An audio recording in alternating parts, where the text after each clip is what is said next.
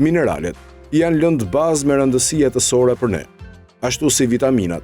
Edhe mineralet ne i marrim nga ushqimet që ham, sepse ato nuk krijohen në trupin ton.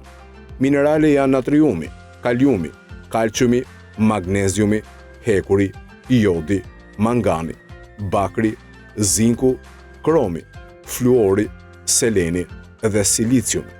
Është e vështirë për të përcaktuar nëse ne marrim mjaftueshëm vitamina dhe minerale. Marrja e ushqimeve që i përmbajnë këto lëndë ushqyese ka rëndësi të madhe për shëndetin e njeriut.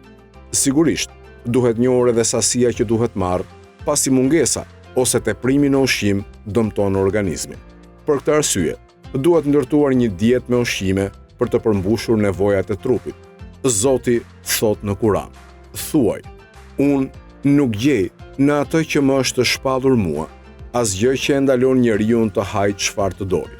A mos duhet të plotësohet ajeti? Këtu bëhet fjalë për ato ushqime që janë të mira, të paprishura e të padekompozuara. Pra, përdorimi i ushqimeve të sigurta dhe të shëndetshme me vlera të larta në përbërjen e tyre luan një rol të rëndësishëm në parandalimin e sëmundjeve. Përdorimi i qumshtit dhe i bulmetit ka vlera të mëdha ushqyese, sepse përmban esenca bazë që janë të domosdoshme për zhvillimin e trupit të njeriut, që nga embrioni, lindja, rritja e deri në pleqëri.